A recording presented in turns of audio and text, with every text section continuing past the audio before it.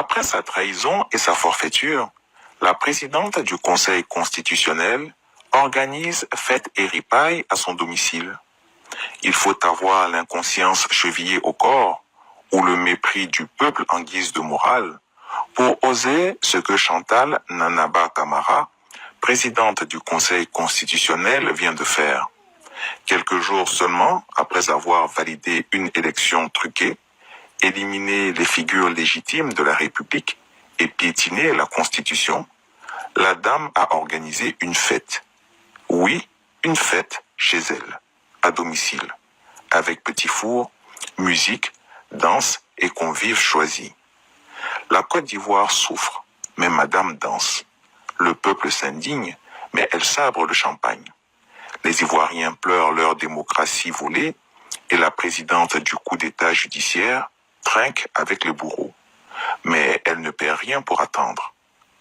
Le décor, un salon de fonctionnaires grassement payés par l'État, des hauts cadres du RHDP en costume de fête, de la musique, du vin et des éclats de rire, factices, forcés. On aurait dit une scène de roman dystopique. Une sorte de bal masqué de la trahison, organisé au-dessus d'un volcan. Les visages étaient maquillés de joie, mais les yeux trahissaient l'angoisse. Les coupes étaient pleines, mais les âmes vides. Même les fauteuils semblaient gênés d'accueillir pareille comédie, car tous savaient. Tous. Ils savaient que la Côte d'Ivoire entière les observe.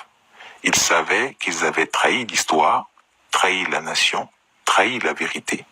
Et pourtant, ils souriaient. Mais les faux sourires sont le dernier masque des régimes à bout de souffle. Moi, Christiapi, je le dis ici, je le répète, je le jure sur la mémoire de la République. Ces félons, ces traîtres, ces bradeurs de souveraineté paieront. Leur danse n'est que provisoire, leur champagne le dernier, leur festin un chant du cygne. Chantal Nanaba Camara ne perd rien pour attendre. Elle croit avoir gagné, elle croit avoir verrouillé le jeu, elle croit avoir exclu du scrutin les authentiques fils de la Côte d'Ivoire, ceux qui n'ont jamais pactisé avec le mensonge. Mais elle se trompe. Elle ne danse pas sur son triomphe, elle danse sur sa propre tombe politique. La danse endiablée arrive. Oui, Chantal Nanaba Camara dansera encore. Mais la prochaine fois, ce ne sera pas chez elle, entourée de notables vendus. Ce sera au tribunal du peuple. Elle y dansera la danse du peuple, celle qui fait rendre gorge les félons. Et cette danse-là n'a rien de gracieux.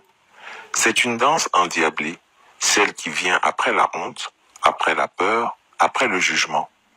La Côte d'Ivoire n'oublie pas, le peuple n'oublie pas, et la République, elle, se souviendra longtemps de ceux qui l'ont violée en costume de magistrat. Qu'ils festoient, qu'ils rient, qu'ils dansent. C'est la veille de leur chute.